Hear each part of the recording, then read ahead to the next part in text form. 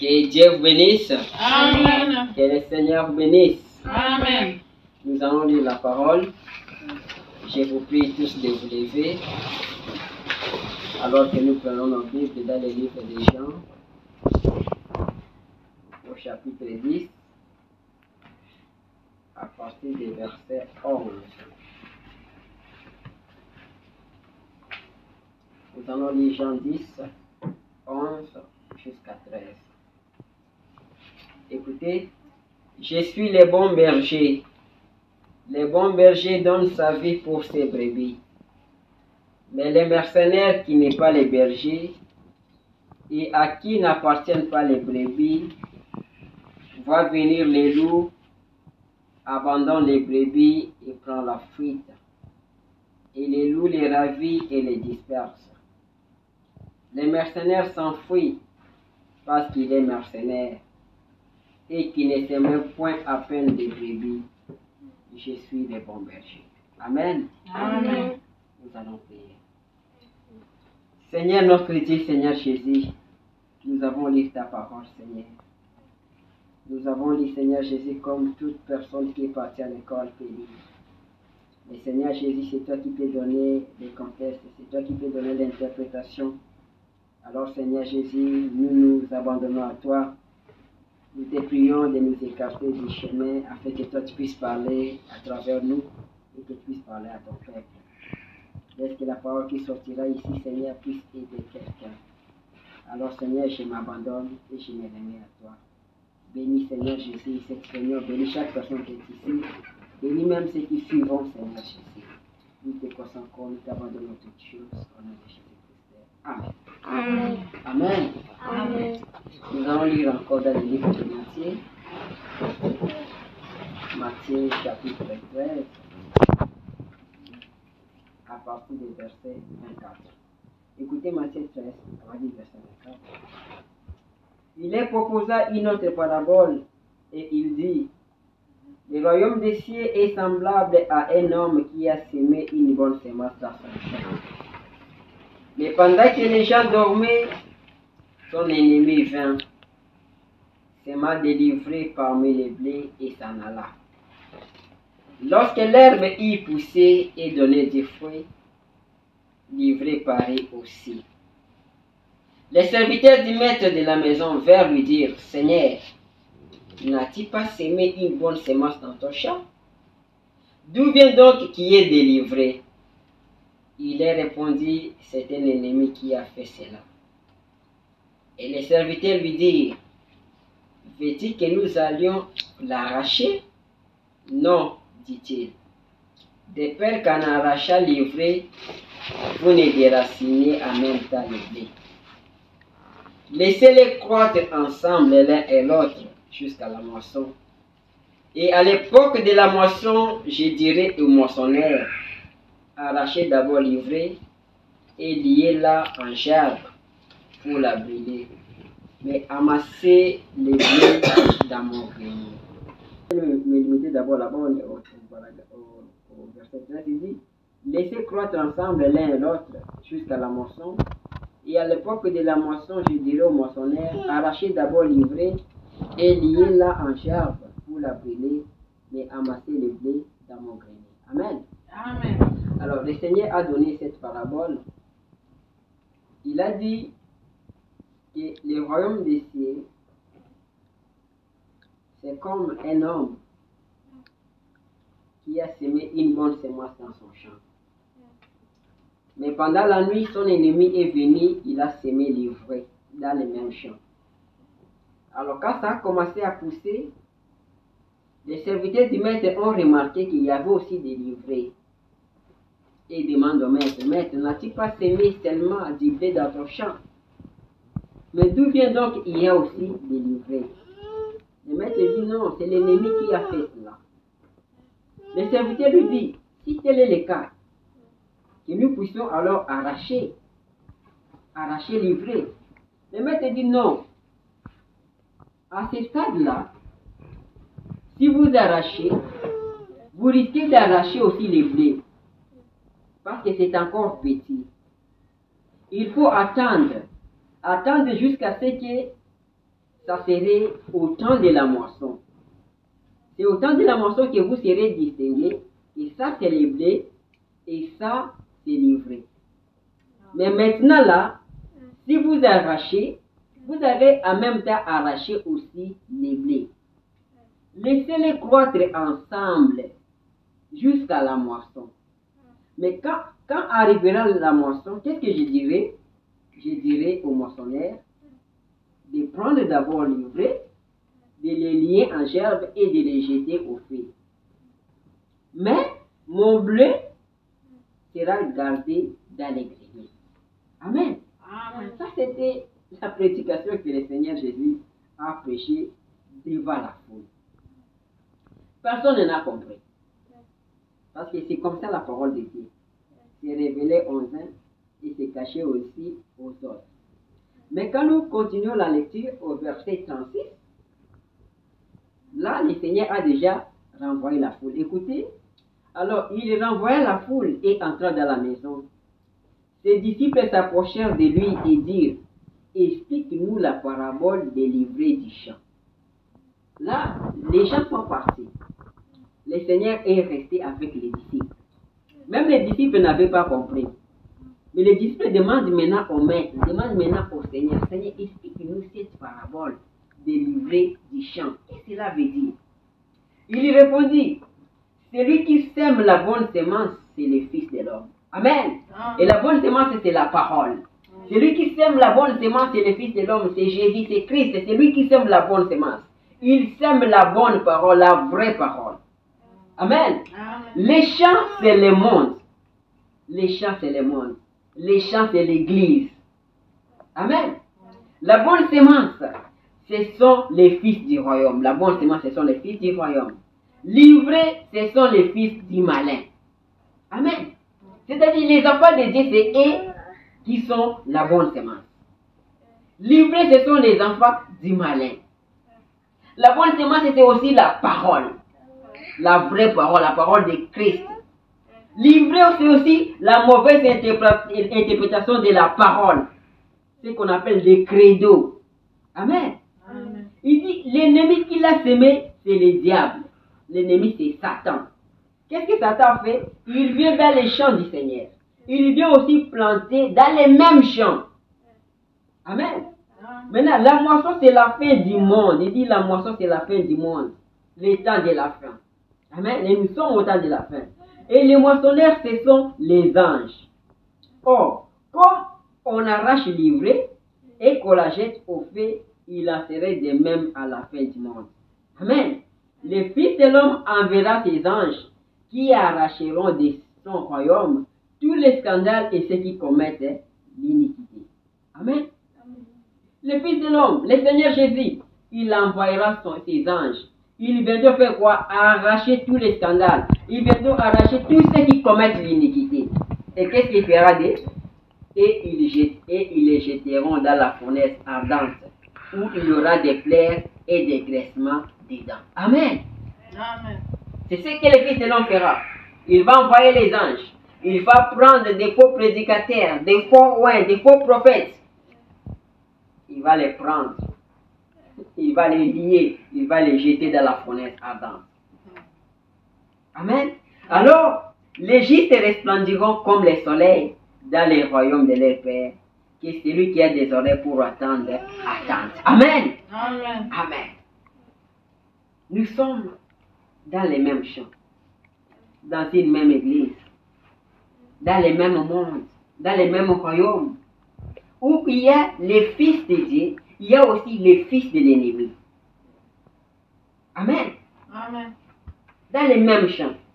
Mais là où nous avons lu, là on avait lu dans le livre des Jean, je peux encore répéter la lecture, il dit, je suis le bon berger. J'avais commencé chapitre Jean 10 à partir du verset 11. Il dit, je suis le bon berger. Le bon berger donne sa vie pour ses brebis. Le Seigneur, il est le bon berger.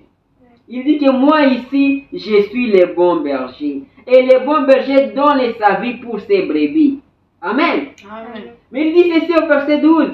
Mais les mercenaires, qui n'est pas les bergers, à qui n'appartiennent pas les brebis, voient venir les loups abandonne les brebis et prend la fuite, et les loups les ravit et les disperse.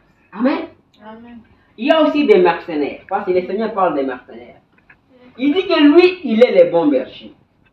Le bon berger, il donne sa vie pour ses brebis. Nous avons vu David, qui est un type de Christ, en tant que berger. Quand les loups venaient, quand l'ours venait, quand les lions venaient, David ne fuyait pas.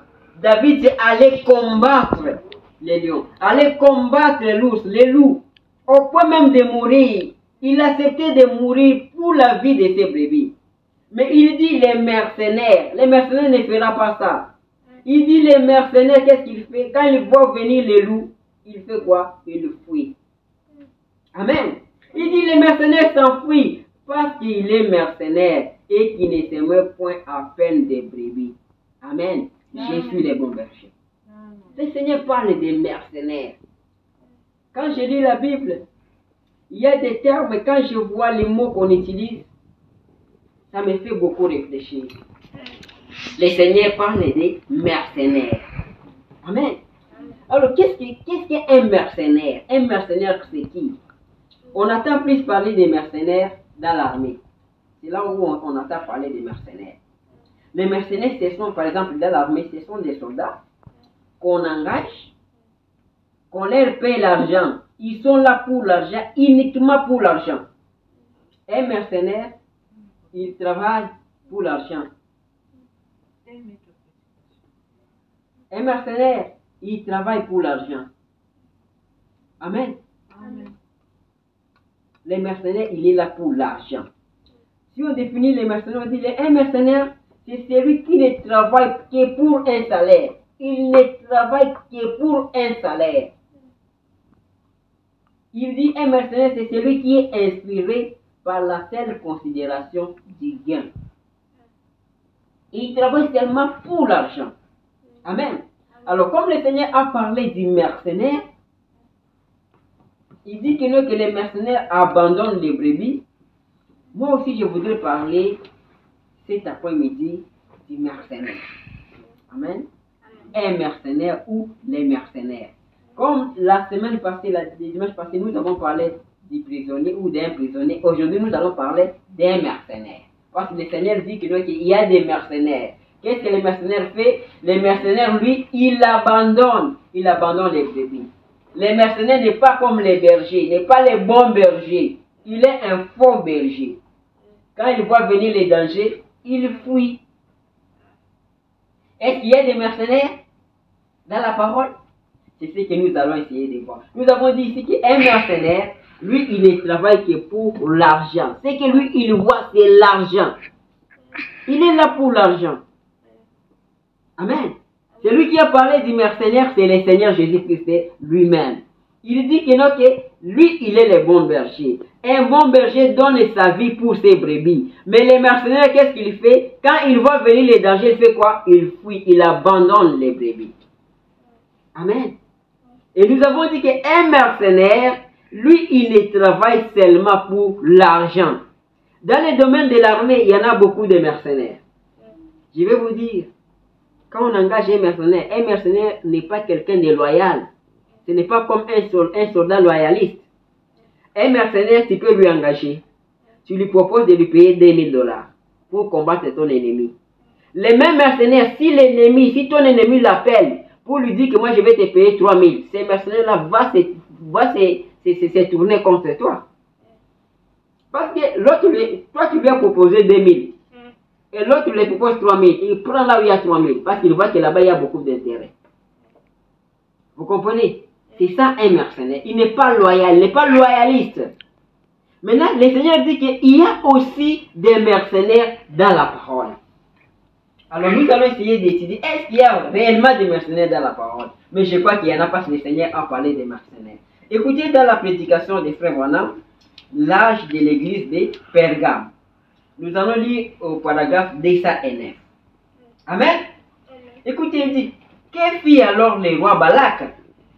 Il s'irrita et ne voulut pas d'une telle réunion dans son église ou sur son territoire. Que fait-il alors?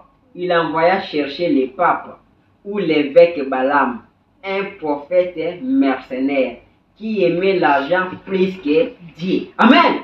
Frère Branham parle déjà d'un mercenaire ici. Il dit que notre Balaam, il était un mercenaire, un prophète mercenaire qui aimait l'argent plus que Dieu.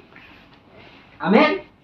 Il dit, écoutez, et le roi Balak lui dit, si tu viens maudire ce peuple, je ferai de toi un grand personnage. Un mercenaire, il aime des honneurs. Il aime qu'il devienne grand. Il est tout du monde.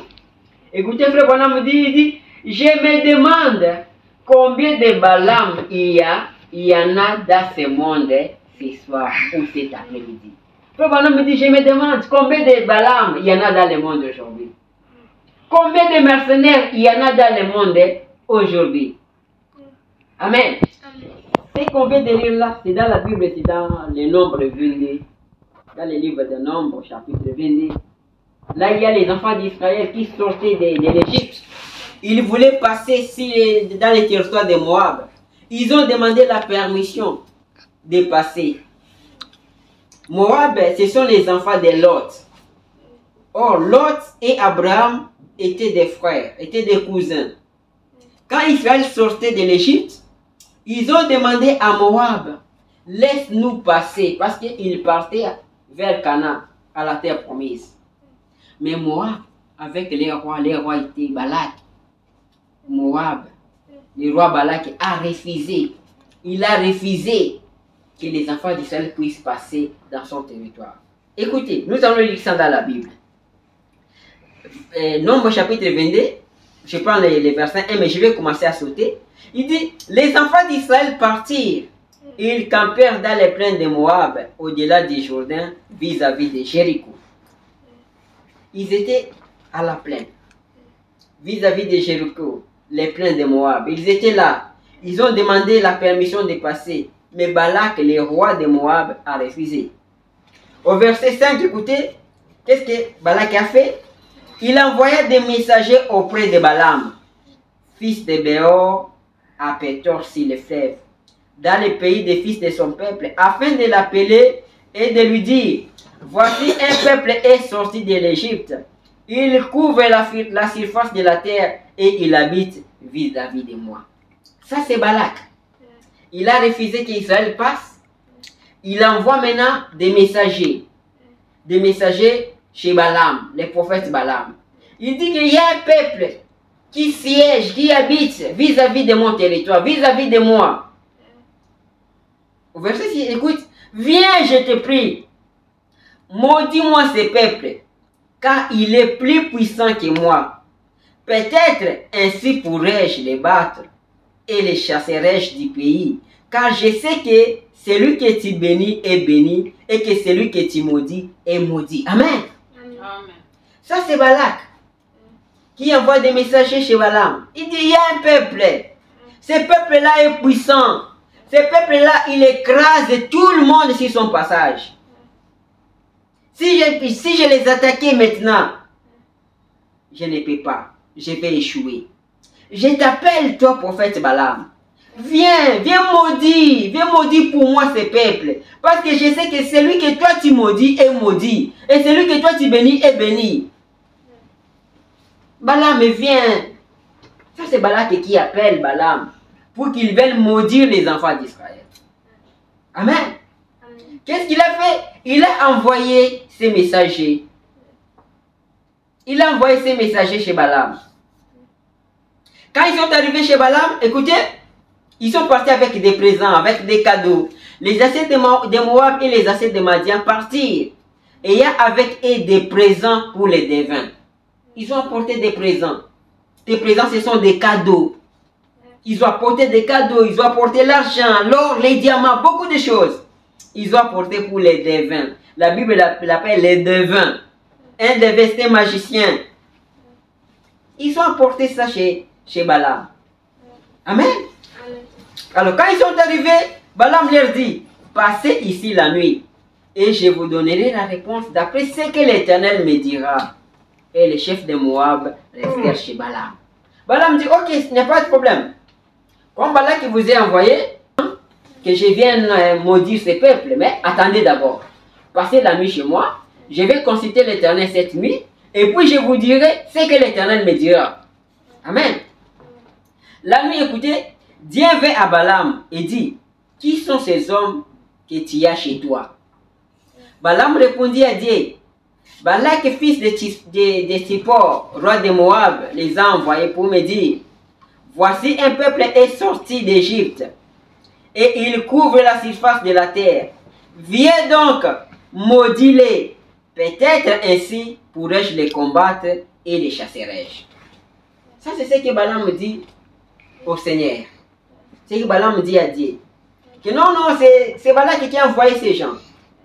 Il les a dit que non, que j'aille maudire ces peuples. Parce que si je les maudis, alors lui Balak, aura maintenant la force de combattre et de gagner ces peuples. Amen. C'est bien compris. Alors écoutez ce que le Seigneur dit à Balaam.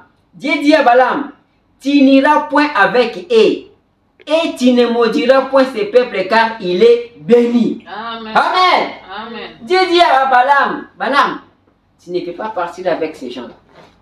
Et tu ne peux pas maudire ces peuples parce qu'ils sont bénis. Parce que ce peuple est béni. Amen. Tu es béni. Je te dis que tu es béni. Nul ne peut te maudire. Parce que tu es béni par le Seigneur Jésus-Christ lui-même. Amen. Amen. Il dit à Balaam, tu n'iras point avec ces gens. Et tu ne maudiras pas ces peuples parce qu'il est béni. Ça, c'est ce que Dieu a dit à Balaam. Je crois que ça allait suffire à Balaam. Parce que le Seigneur lui a dit que non, ne va pas avec ces gens. Et tu ne peux pas maudire aussi ces peuples parce que ces peuples est béni. Écoutez la suite. Balaam se leva le matin. Il dit au chef de Balak, allez dans votre pays, car l'Éternel refuse de me laisser aller avec vous.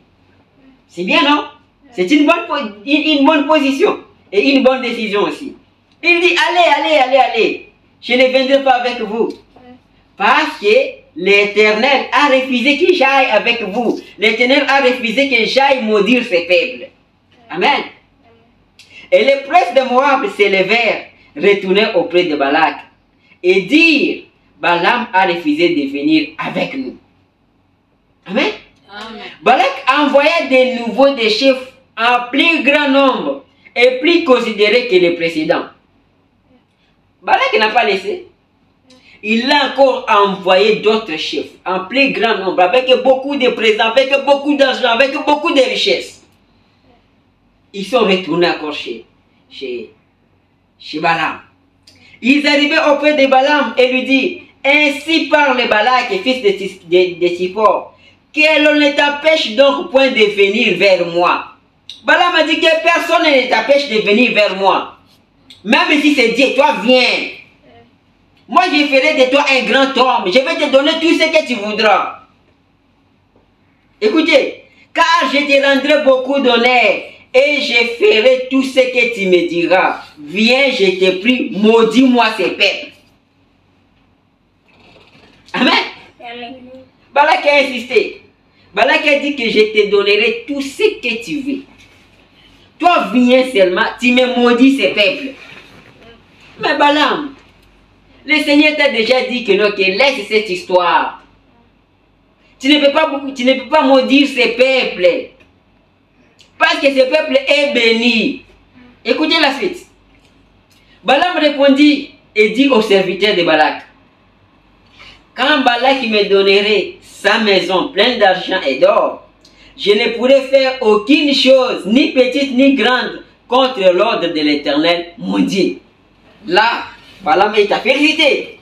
Il dit, même si Balak va me donner toute sa maison, même s'il va me donner tout son royaume, je ne peux rien faire de ce qui est contraire à la parole et à l'ordre de l'Éternel, mon Dieu. Amen. Amen. Amen. Mais écoutez Balaam la suite. Maintenant je vous prie. Il vient de dire ça. Maintenant écoute ce qu'il dit. Maintenant je vous prie. Restez ici cette nuit. Je saurai ce que l'Éternel me dira encore. Oh, toi l'Éternel t'avait déjà dit. Comme il y en a beaucoup de présents qu'on t'a apportés, beaucoup de richesses, beaucoup d'argent, tu connais déjà ce que le Seigneur t'avait dit. Mais il dit, ok, je ne ferai rien. Seulement ce que le Seigneur me dira. Mais attendez d'abord. Je vais encore consulter le Seigneur. Je vais consulter l'Éternel. Et attendons ce qu'il me dira. Amen. Dieu vint à Balaam pendant la nuit et lui dit, puisque ces hommes sont venus pour t'appeler, lève-toi, va avec eux, mais tu feras ce que je te dirai. Amen. Amen. Ici, nous voyons que Dieu dit à Balaam, va avec eux. Mais est-ce que c'était une volonté parfaite de Dieu? Ou c'était une volonté permissive? Parce que Dieu avait dit déjà que tu ne peux pas maudire ces peuples. Tu ne peux pas aller avec ces gens. Mais ici, le Seigneur dit, comme ça, va avec eux. Mais seulement, tu feras ce que je te dirai. Amen. Balaam se leva le matin. Sella son ânesse et partit avec les chefs de Moab. Écoutez au verset 22. La colère de Dieu s'enflamma parce qu'il était parti. Amen. Nous voyons que notre Dieu l'a dit de partir. Et comment ici la colère de Dieu s'enflamme parce qu'il était parti? C'est-à-dire, c'était une volonté permissive. Dieu avait refusé. Parce que Dieu ne change rien au sujet de sa parole. Si Dieu a déjà dit quelque chose, il ne change pas, il ne révoque pas. Amen. Amen. Nous continuons la lecture. Et l'ange de l'Éternel se plaça sur le chemin pour lui résister. Balaam était monté sur son ânesse et ses deux serviteurs étaient avec lui. Il y a maintenant l'ange de l'Éternel qui est sur le chemin de Balaam pour lui résister. Lui résister pourquoi? Afin qu'il ne puisse pas partir. Amen. Oh là là. L'ânesse vit l'ange de l'Éternel qui se tenait sur le chemin. Son épée nid dans la mer. Elle se détourna du chemin et alla dans les champs.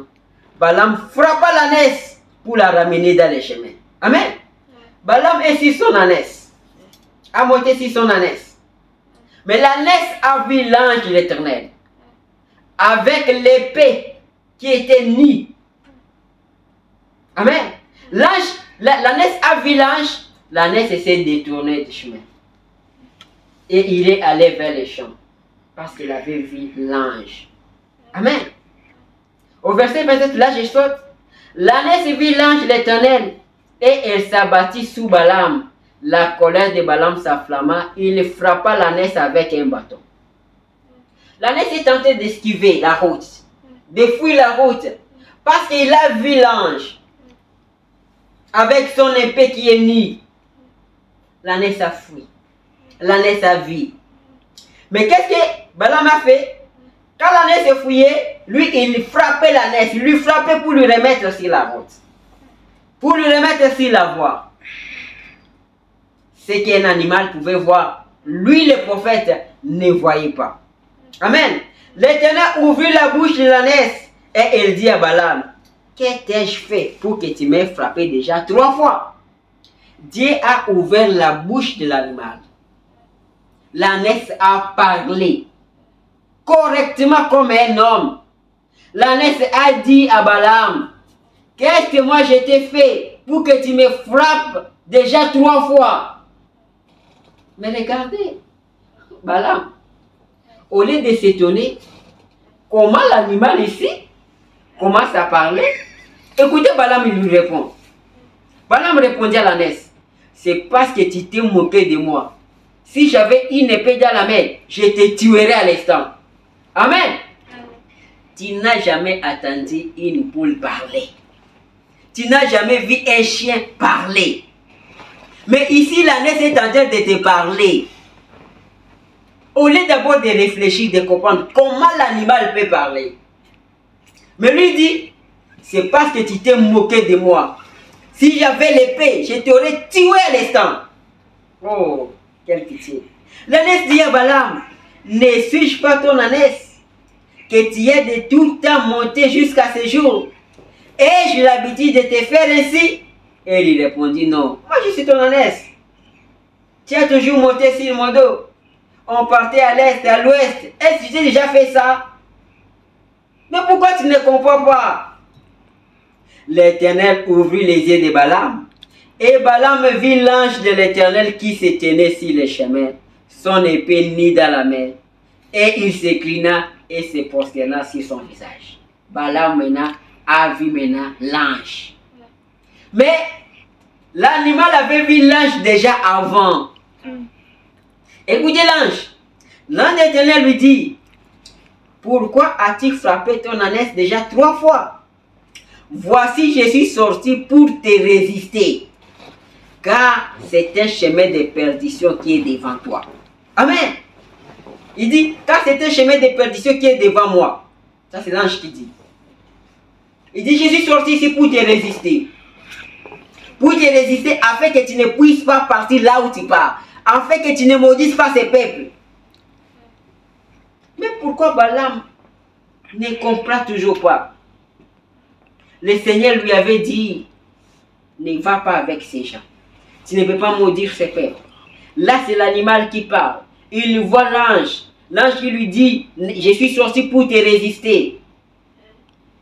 Car c'est un chemin de perdition qui est devant moi. Cela devrait suffire. Balaam devrait comprendre. Mais comme Balaam c'était mercenaire, il pensait à la richesse, il pensait à la gloire, il veut toujours continuer. Amen. Amen. Écoutez l'ange, l'ânesse m'a vu et elle s'est détournée devant moi déjà 3 fois. Si elle ne fut pas détournée de moi, je t'aurais même tué, je lui aurais laissé la vie. C'est que la vie de Balaam était sauvée grâce à l'ânesse. Parce qu'il s'est détourné. Si l'ânesse était partie tout droit, l'ange l'aurait tué. Balaam serait tué par l'ange. Amen. Le matin, alors là, ils ont continué le chemin. Là, j'ai sauté. Ils ont continué. Malgré tout ça, Balaam a quand même continué. Mais l'ange lui a dit, néanmoins, tu diras ce que moi je te dirai. Comme tu veux partir, comme tu aimes l'argent, tu aimes la gloire, ok, va. Mais néanmoins, tu diras seulement ce que je te dirai. C'est ce que tu diras. Balaam est arrivé chez Balak. On est au verset 41. Le matin, Balak a pris Balaam et le fit monter à Bamoth Baal, d'où Balaam vit une partie du peuple. Balak prend Balaam, il monte avec lui à la montagne de Bamoth Baal. Il lui montre, il dit, regarde ces gens-là, les gens que vous appelez les enfants de Dieu. Regarde ce qu'ils font. Regarde comment ils commettent les péchés. Amen. Il lui montre les côtés négatifs de ces peuples. Il dit, voilà, c'est une bonne occasion de les maudire. Maintenant, Balaam dit à Balak, bâtis-moi ici 7 autels et prépare-moi ici 7 taureaux et 7 béliers. Amen. Amen. Il dit, nous allons faire un culte ici, un culte d'adoration. Il fallait bâtir 7 autels. Et il faut me préparer aussi 7 taureaux et 7 béliers. Regarde Balaam, il a utilisé le chiffre 7, qui est le chiffre de l'achèvement. 7 taureaux, 7 béliers, 7 autels. Dans la Bible, on parle des 7 âges de l'église. Il a utilisé le chiffre 7. 7 tresses de Samson. Il y a trop de 7 dans la Bible. Amen. Lui aussi, il a utilisé le chiffre 7. C'est-à-dire, l'autel qu'il avait fait était correct. Vous voyez? Amen. Amen. Oh, gloire à Dieu. Il dit ceci, ça c'est au verset 5.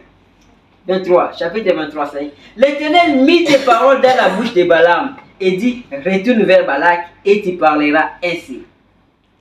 Balaam prononça son oracle. Là maintenant, après avoir fait l'autel, maintenant le Seigneur est venu parler maintenant à Balaam. Parce que le Seigneur parlait seulement aux prophètes. Parce que Balaam était prophète. Il ne parlait pas à Balak. Maintenant l'Éternel dit, maintenant rentre chez Balaam, chez Balak. Qu'est-ce que l'Éternel a fait? L'Éternel a mis des paroles dans la bouche de Balaam. Amen. Écoutez maintenant Balaam. Balaam prononça son oracle et dit, Balak m'a fait descendre d'Aram. Le roi de Moab m'a fait descendre des montagnes de l'Orient. Il m'a dit, viens, maudis-moi Jacob. Viens, sois irrité contre Israël. Écoutez verset 8.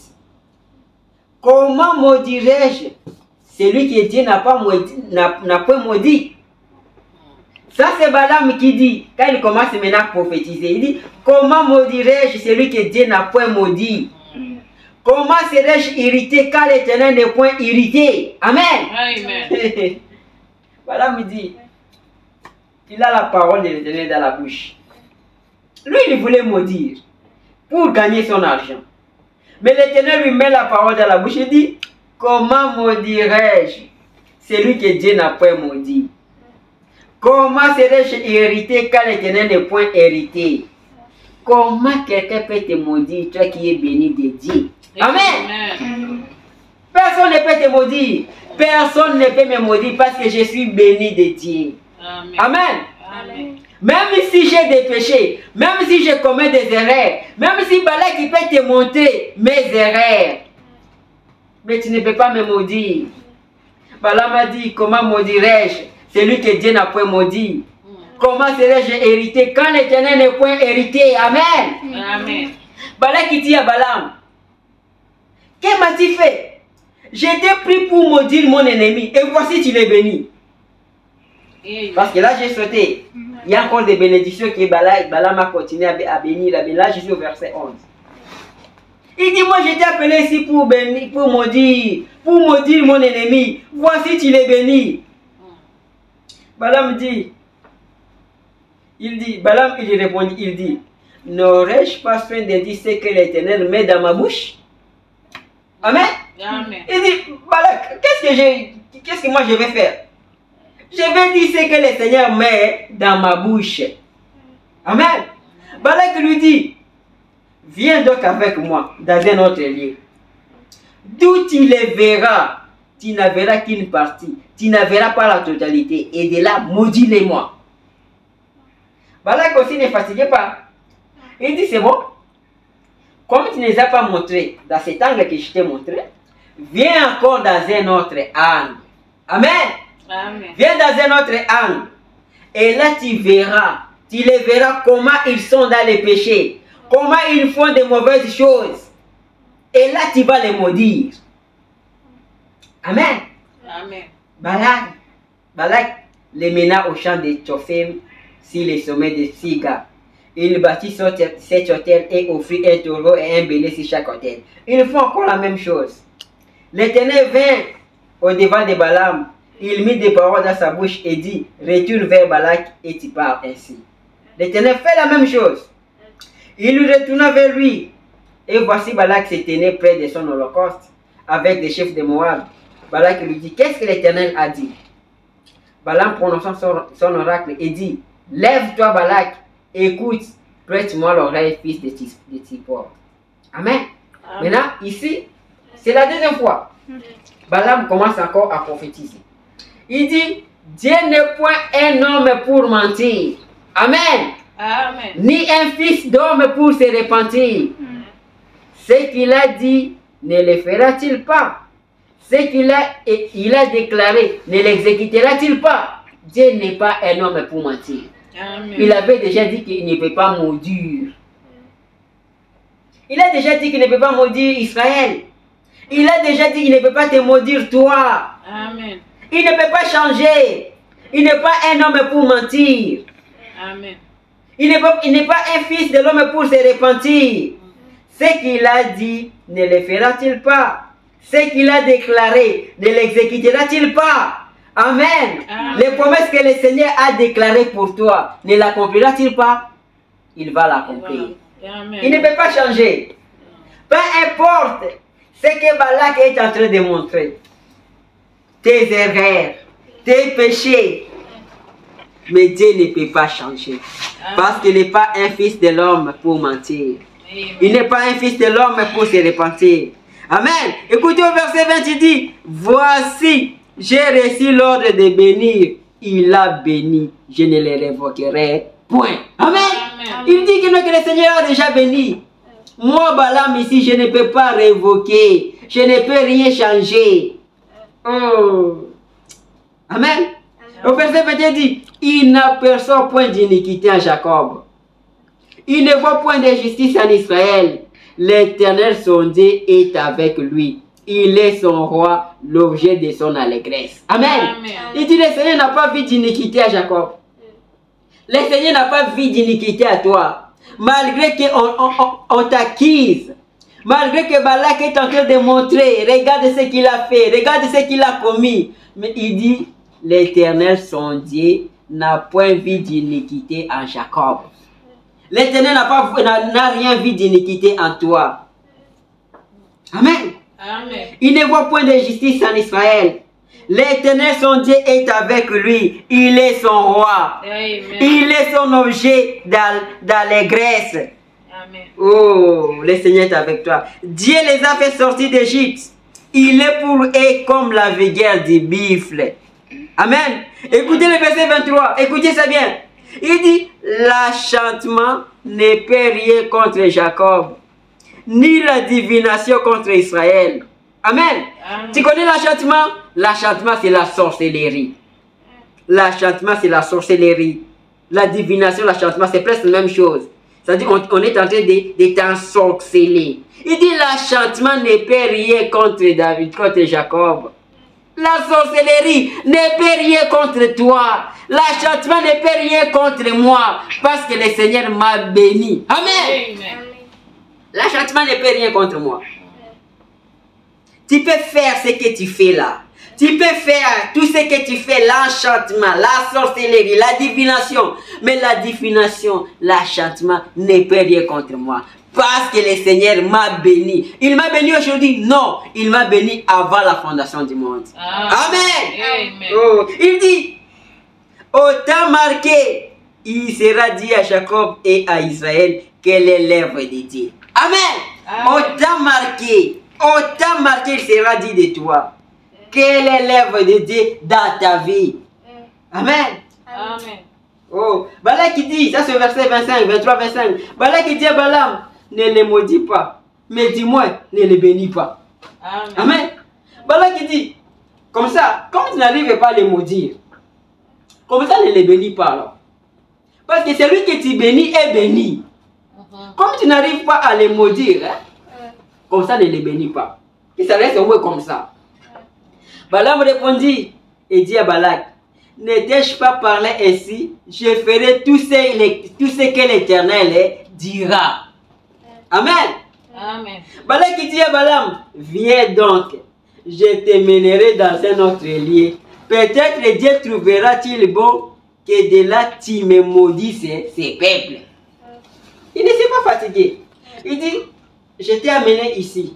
Dieu n'a rien vu d'iniquité. Je t'ai amené ici. Dieu n'a rien vu d'iniquité. Je vais t'amener encore quelque part. Je vais encore te montrer qu'ils sont des pécheurs. Et Dieu va les maudire. Amen. Amen. Oh, Balak qui mena Balaam sur les sommets des Péor en regardant du désert. Vous voyez? C'est-à-dire que Balak a cherché, il a montré tous les côtés négatifs de ces peuples. C'est comme l'ennemi. C'est ce qu'ils font. Ils t'accusent. Ils montrent seulement le mal que tu as fait. Ils montrent seulement le mal. Mais Dieu ne peut pas révoquer. Parce qu'il t'a déjà béni. Amen. Amen. Écoutez, frère Branham, dans l'âge de l'église de Pergame. Ça vous bénit? Amen. Amen. L'âge de l'église de Pergame, au paragraphe 234. Écoutez ce qu'il dit. Écoutez, frère Branham, il dit, mais remarquez maintenant, il dit, ça c'est Balak qui dit, considère leur côté faible, leur faiblesse, leur mauvais côté. Amen. Balaam répondit, oui, je vais considérer seulement leur côté faible, ce qu'ils font de mal. C'est ce que je vais faire. Je vais seulement considérer leurs défauts, leurs mauvais côtés. Amen. C'est-à-dire, pour les maudire, il faut considérer seulement leur côté faible, leur mauvais côté. En effet, s'ils considéraient leur mauvais côté, ils ne seraient pas à la hauteur. Amen. Parce que si c'est seulement du côté des mauvais côtés de moi, Je ne peux rien parce que je suis pécheur. Mais cela ne dépend pas des mauvais côtés, de mon mauvais côté. Ça dépend de la bénédiction de l'Éternel. C'est que l'Éternel a béni. Amen. C'est vrai, ils avaient commis tous les péchés imaginables. Ils avaient commis des péchés. Mais néanmoins, ils ont été bénis par l'Éternel. Mais ce que Balaam ne voyait pas, c'était ces rochers frappés. Amen. Quand Balaam me maudissait, quand Balaam regardait leur mauvais côté, Balaam ne voyait pas qu'il y avait les rochers frappés au milieu d'eux. Les rochers frappés, c'est qui? C'est le Seigneur Jésus-Christ. Amen. Quand tu me maudis, quand tu parles de mal de moi, quand tu m'accuses, tu ne vois pas les rochers frappés qui est à côté de moi, qui marche devant moi. Tu ne vois pas la colonne de feu. Amen. Il dit, il ne voyait pas les rochers frappés, les serpents des reins, la joie qui procurait la présence du roi parmi eux, la guérison, les signes, les prodiges et cette colonne de feu suspendue au-dessus d'eux. Ça, Balaam ne voyait pas. Amen. Il ne voyait pas ça. Il ne voyait pas qu'ils avaient l'expiation à leur péché. Il ne voyait pas qu'ils avaient la colonne de feu qui était suspendue au-dessus d'eux. Amen. Ça, Balaam ne voyait pas.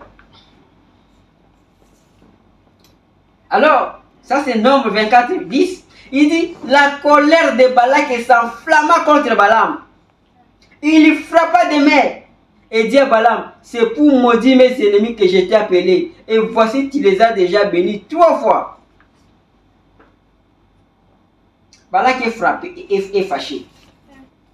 La colère s'enflammant. Balak s'enflammant.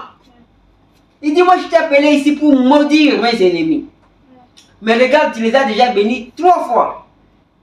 Amen. Amen. Balaam, un stratège. Écoutez, verset 24, il dit, Balaam vit que l'Éternel trouvait bon de bénir Israël et il n'alla point comme les autres fois à la rencontre des enchantements, mais il tourna son visage du côté du désert. Balaam a dit, l'enchantement ne peut rien contre ces gens. Et l'Éternel ne peut pas aussi les maudire. Alors, nous devons changer de stratégie. Satan ne fatigue pas et ne se fatiguera pas. Il va changer de stratégie. Écoutez maintenant la stratégie que Balaam va utiliser. Parce qu'il a trouvé que non, que Dieu ne peut pas maudire. Parce qu'il avait déjà béni. Dieu ne peut pas révoquer. Balaam change de stratégie. Écoutez, ça c'est l'âge de l'église de Pergame. Paragraphe 257. Écoutez maintenant. Maintenant, que fit Balaam lorsqu'il vit qu'il ne pouvait pas maudire Israël? Il a dit à Balak que ce serait alors une bonne idée que d'inviter ces gens-là à la fête de leur Dieu. Il dit, écoutez, Dieu ne peut pas maudire ces gens. Ok? Qu'est-ce qu'on va faire? Nous allons organiser une fête. Et inviter ces gens à venir se joindre à nous. Ils sont des ennemis. Oublie d'abord, fais semblant d'être leurs amis. Et puis appelez-les à venir se joindre à nous. Amen. Écoutez, lui, il fit une grande fête là-bas. Ils allaient la tenir. La fête appelée la fête des Baal Péor. Amen. C'était une fête d'adoration. Une fête pour adorer leur Dieu. Il dit non. Comme Dieu ne veut pas leur maudire, changeons de stratégie. Faisons une fête. Invitons-les à venir se joindre à nous. Amen. Ça c'est dans Nombre 25. Alors on continue ici. Ça c'est paragraphe 258. Balaam a dit, bon, Balak, je t'assure Balak, je vais te donner une bonne idée. De toute façon, Dieu ne les maudira pas. Ainsi, je vais te dire ce que nous allons faire. Ça, c'est Balaam qui enseigne à Balak. Il lui donne des idées. Dieu ne va pas les maudire. L'enchantement ne peut rien contre eux. Je vais te donner une autre idée. Il dit, nous ne pouvons pas nous débarrasser d'eux. Mais, si tu les invites simplement là, tout se retournera à ta faveur. Amen. Il dit, si tu invites ces gens à venir se joindre dans notre organisation, tu vas gagner. Mais s'il faut aller les maudire, là, c'est impossible. S'il faut ce qu'on appelle l'enchantement ou la divination, là, ça ne peut rien contre eux. La sorcellerie, ça ne peut rien contre eux. Invitons-les à venir se joindre à nous. Faisons à ce qu'ils puissent quitter la parole. Et là, nous allons réussir. Amen. Il dit, l'enseignement de Balaam s'est répandu au milieu d'Israël. Et ils ont invité tous les Israélites à venir à cette grande fête, à ces grands festins qu'ils organisaient.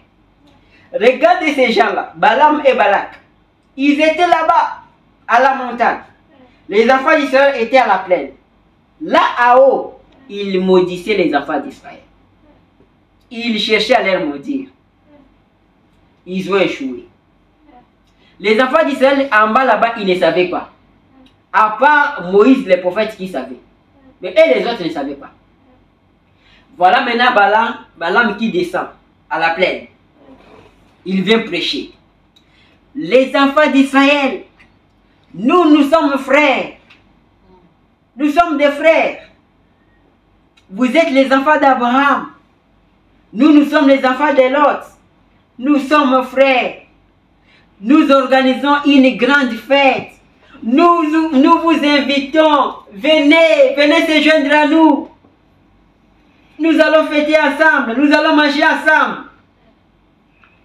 C'était un enseignement. C'était une doctrine. Mais derrière ça, il y avait un piège. Elle ne savait pas qu'il y avait un piège derrière. Amen. Satan va te mettre des pièges. Satan te mettra des pièges. Il faut être toujours spirituel. Il faut toujours regarder la parole. Est-ce que c'est la parole? Est-ce que c'est la volonté du Seigneur? Amen. Amen. Écoutez, c'était une grande fête. Une sorte de fiesta. Une fois là-bas, les Israélites verrent ces jolies femmes moabites, vêtues de manière sexy. Oui, elles n'étaient pas comme leurs filles à eux, là, qui étaient ordinaires. Elles avaient l'air si jolies. Amen. Ils sont partis à la fête. Ils ont trouvé des filles moabites qui étaient jolies, qui étaient sexy. Amen. Oh là là, comme elles avaient de beaux physiques, comme elles savaient s'exhiber. Et ils tombèrent amoureux d'elles et se mirent à commettre adultère. Amen. Ils sont partis dans cette fête. Ils ont commencé à prendre ces femmes moabites. Et ils ont commis l'adultère. Ils ont commis le péché devant le Seigneur. C'était ça le piège. Et Balaam savait que comme Dieu ne les maudissait pas, il suffisait que les entraîne vers la dénomination. Et cela amènerait la colère de Dieu à les tuer de toute façon. Amen. Balaam savait que comme Dieu ne peut pas les maudire, que je puisse seulement les détourner de la parole. Quand ils vont se détourner de la parole, alors Dieu va lui-même les tuer. Amen. C'est ce que Balaam a fait. C'est ce que ce mercenaire a fait. Amen. Amen. Il dit, faire que Dieu les tue lui-même. Si jamais Balaam réussissait à les faire sortir du chemin de la vérité. Le but de Balaam, c'était de les faire sortir du chemin de la vérité. Afin que quand ils vont sortir du chemin de la vérité, ça serait Dieu lui-même qui va les tuer. Parce que quand tu quittes la parole, que fera Dieu? Il va te tuer. Amen. C'était ça le plan de Balaam. Il dit, regarde, Dieu reste Dieu. Il ne peut pas les maudire. Mais si on les entraînait seulement à quitter la parole, à s'écarter de la parole, Dieu lui-même va les tuer. Amen. Dès que vous allez vous joindre à une église, au lieu de recevoir le baptême du Saint-Esprit, vous êtes mort. C'est ce qui se passe aujourd'hui. il y a des Balaam, il y a des mercenaires qui interprètent mal la parole. Au lieu de vous amener au baptême du Saint-Esprit, au lieu de vous amener à Christ, dans l'église, vous mourrez. Vous mourrez spirituellement dans l'église. Parce qu'il y a des mercenaires, il y a des Balaam qui vous détournent de la vérité, qui vous détournent de la parole. Amen. Au verset 264, paragraphe 264, toujours l'âge de l'église de Pergame, et dit, que fit-il? Et ensuite, quand ils eurent fait cette mauvaise chose, ils étaient en état d'adultère. Dieu en tua 23 000 les mêmes jours pour avoir commis adultère. 23 000. Quand ils sont partis à la fête, quand ils ont commis le péché, Dieu s'est chargé d'eux. Dieu les a tués. Les mêmes jours, 23 000 étaient tombés. Amen. Et de quoi parle-t-on? Et de quoi parle-t-on ici dans l'église? De l'adultère spirituel. Aujourd'hui maintenant, ce n'est pas l'adultère physique qu'eux avaient commis, mais aujourd'hui, nous commettons l'adultère spirituel. Du fait que vous prétendrez être un chrétien, tout en continuant à vivre comme le monde. Ça, c'est l'adultère spirituel. Vous prétendez que vous êtes un chrétien, mais votre vie n'est pas digne de l'évangile. Ça, c'est l'adultère spirituel. Amen. Oh frères, recevez le Saint-Esprit. Éloignez-vous de ces sales credos et des choses du monde de ces genres. Amen. Nous allons lire encore dans le livre d'Apocalypse, chapitre 2, verset 14. Écoutez, il dit, mais j'ai quelque chose contre toi. C'est que tu as là des gens attachés à la doctrine de Balaam, qui enseignait à Balak à mettre une pierre d'achoppement devant les fils d'Israël pour qu'ils mangeassent des viandes sacrifiées aux idoles et qu'ils se livrassent à l'impudicité. Ça, c'est dans le livre d'Apocalypse, dans l'âge de l'église de Pergame. Le Seigneur qui dit, j'ai quelque chose contre toi, parce que tu as quelques gens qui sont attachés à la doctrine de Balaam. Cette doctrine de Balaam qui enseignait à Balak à mettre une pierre d'achoppement aux enfants d'Israël, afin qu'ils se livrassent et qu'ils mangeassent des viandes sacrifiées aux idoles et qu'ils se livrassent à l'impudicité. Le Seigneur dit que moi j'ai quelque chose contre toi. Tu as des gens qui sont attachés à la doctrine de Balaam. Amen. Ici on parle de l'impudicité. Mais au temps de la fin, quand nous avons lu Frère Branham dit ce n'est pas l'impudicité physique. Ici c'est l'impudicité spirituelle. Amen. Il dit écoutez, dans l'âge de l'église de Thyatire, par exemple 87, eh bien, c'est fit Balaam qui fit d'Israël une prostituée. C'est-à-dire Balaam avait fait d'Israël une prostituée. Et qu'ont fait les Nicolaïtes? Ils ont fait une organisation. Amen. Il dit, écoutez, en se livrant à l'impudicité spirituelle. Aujourd'hui, c'est l'impudicité spirituelle. Écoutez, Frère Branham, interprétant mal la parole pour les pères. Amen. C'est-à-dire, aujourd'hui, les mercenaires aujourd'hui, les faux prophètes aujourd'hui, qu'est-ce qu'ils font? Ils interprètent mal la parole. Ils éloignent les gens de la parole. Amen. Il dit, interprétant mal la parole pour les peuples, l'impudicité spirituelle. Frère Branham dit, éloignez-vous de ces fanatismes. C'est vraiment du fanatisme, c'est vrai. Vous devez vous éloigner d'eux. Vous devez vous éloigner des mercenaires. Peut-être tu me diras, comment je saurais que celui-là c'est un mercenaire? Amen. Amen. Écoutez Jésus, ça c'est dans le livre de Matthieu, chapitre 24, verset 4. Écoutez, je vais commencer à descendre. Jésus leur répondit, prenez garde que personne ne vous séduise. Ça c'est le Seigneur qui dit. Il dit, prenez garde que personne ne vous séduise. Amen. Amen. Verset 5 dit, car plusieurs viendront sous mon nom, disant c'est moi qui suis le Christ, et ils séduiront beaucoup de gens. Amen. Nous sommes au temps de la fin. Ça, c'est le Seigneur qui dit. Il dit, prenez garde que personne ne vous séduise. Car plusieurs viendront sous mon nom, disant que c'est moi qui suis le Christ. Ils séduiront beaucoup de gens. Amen. Il dit ceci, verset 11. Plusieurs faux prophètes s'élèveront et ils séduiront beaucoup de gens. Il est en train d'insister. Il dit de faux prophètes vont venir, des mercenaires vont venir, ils vont séduire beaucoup de gens. Amen. Verset 24, il dit, car il se révélera de faux Christ et de faux prophètes. Ils feront des grands prodiges et des miracles, au point de séduire, s'il était possible, même les élites. Amen.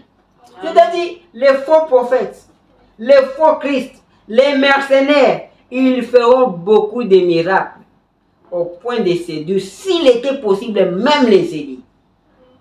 Amen. Quand nous lisons la Bible, nous devons lire la Bible calmement, nous devons étudier.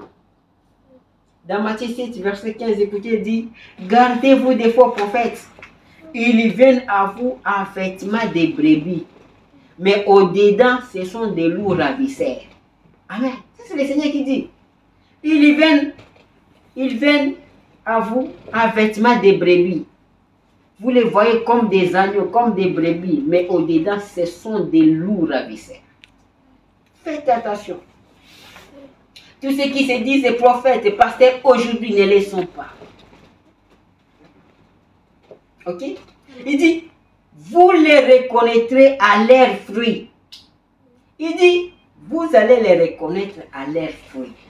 Vous allez les reconnaître s'ils se tiennent à la parole. C'est comme ça que vous allez les reconnaître. Amen.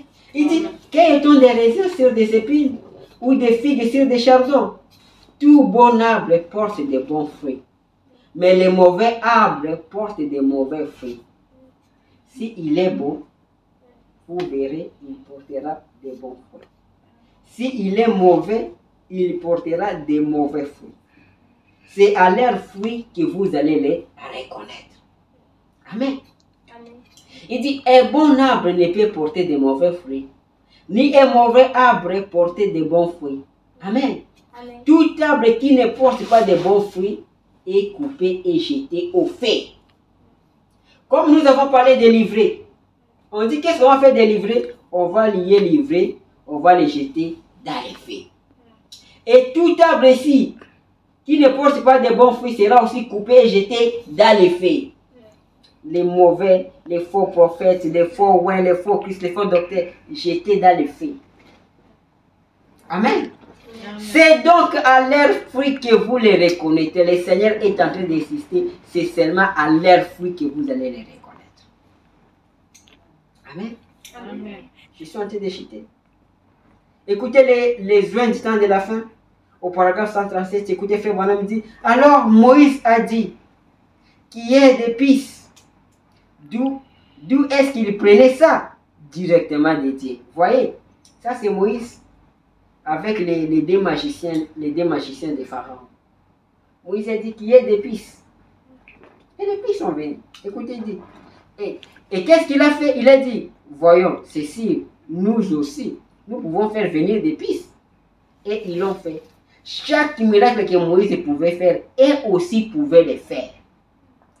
Ce ne sont pas les miracles aujourd'hui. Ne regardons pas aux miracles. Amen.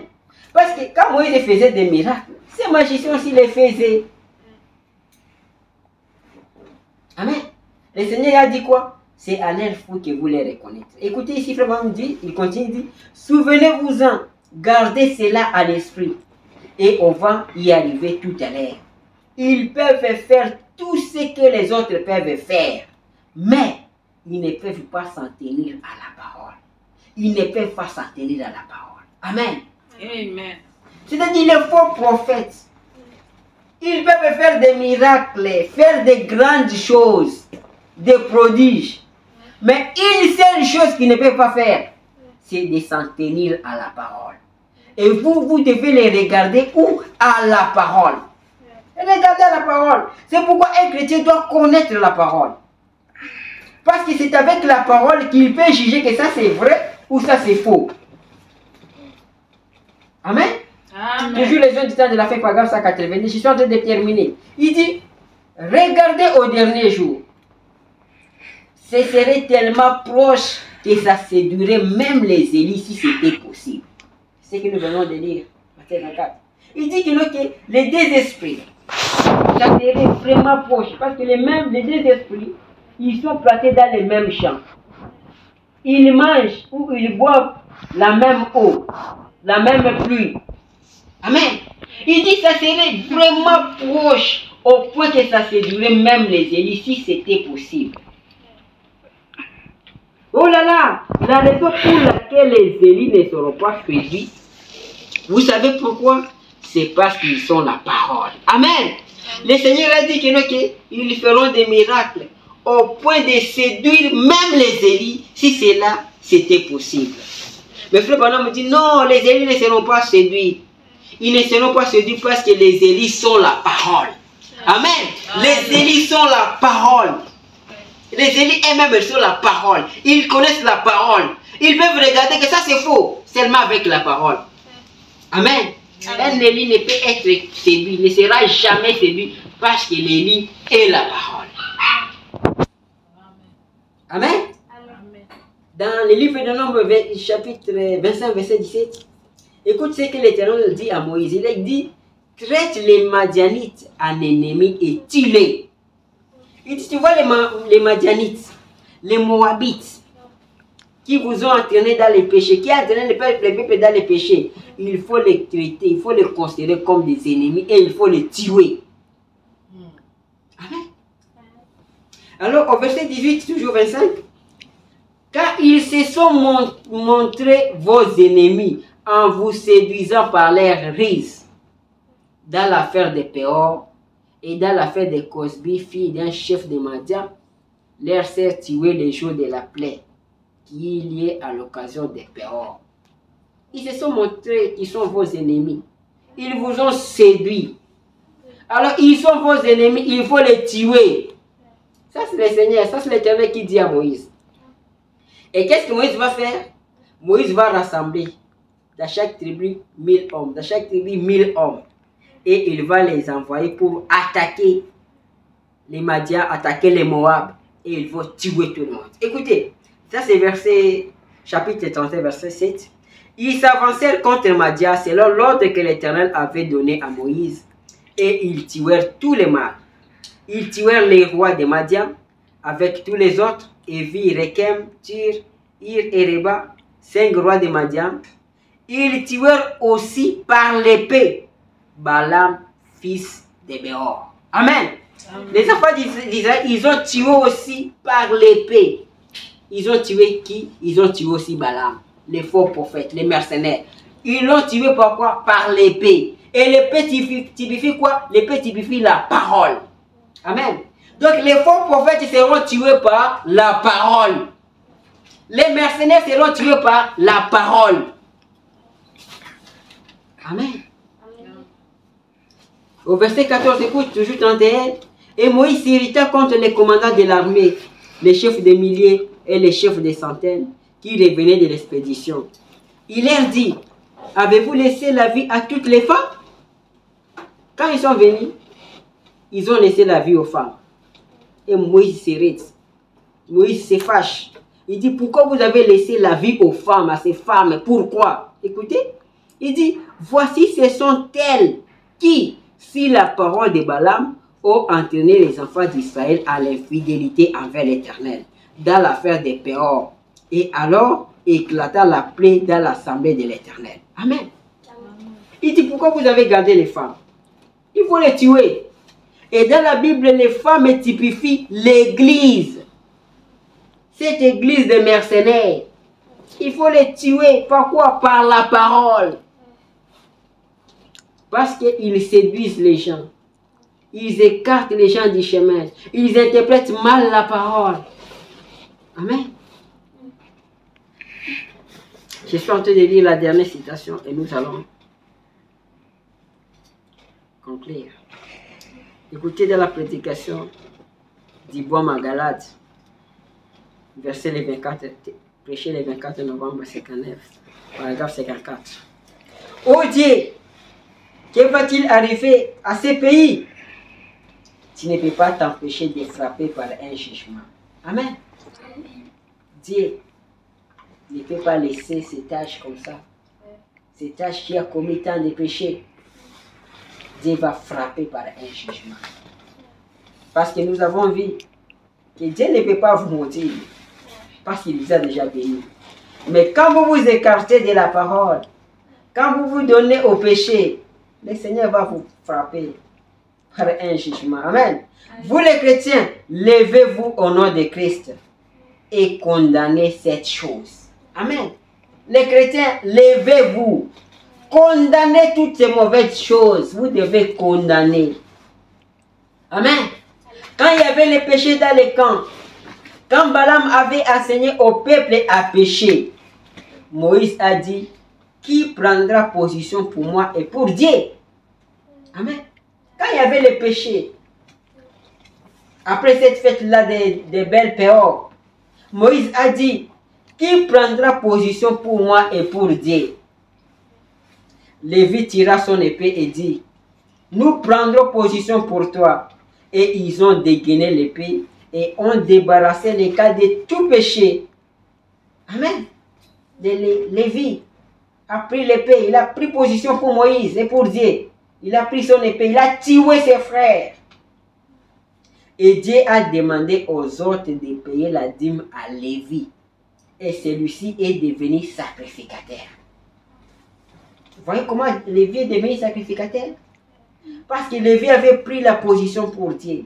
Il avait pris l'épée. Il avait tué ses frères qui avaient commis les péchés. L'épée typifie la parole. Lévi avait pris la parole. Amen. Écoutez, frère, me dit, c'est pareil aujourd'hui. Dieu cherche quelqu'un qui prendra l'épée de la parole. Amen. Certaines personnes ont peur de dire ces choses. Il dit, certaines personnes ont peur de dire ce genre de choses. Ils ont peur de prêcher de telles prédications. Ils ont peur. Amen. Il dit, n'ayez pas peur. Si Dieu est pour vous, qui pourra être contre vous? Amen. Il est temps que l'Église occupe une fois de plus sa position, ôter les péchés. Amen. Il faut ôter les péchés. Il dit, Jésus viendra un jour et l'enlèvement aura lieu. Ceux qui prennent position pour lui maintenant, il prendra position pour eux à ce moment-là. Amen. Si vous prenez position pour Christ, Christ prendra aussi position pour vous. Il est temps pour nous de prendre l'épée de la parole et de ôter les péchés parmi nous. De condamner toutes ces choses. Parce que nous sommes au temps de la fin. Dans les champs, il y a les blés, il y a aussi les vrais. Dans l'église, il y a des vrais, il y a des faux. Il y a des faux pasteurs, il y a des faux prophètes. Mais la Bible nous dit, Frère Bonhomme nous dit, vous devez les regarder à leurs fruits. Vous devez les regarder à la parole, s'ils s'en tiennent à la parole. Amen. Amen. Que le Seigneur vous bénisse. Que Dieu vous bénisse. Et je vous prie. Amen. Amen. Nous allons prier. Nous allons nous lever. Nous allons prier.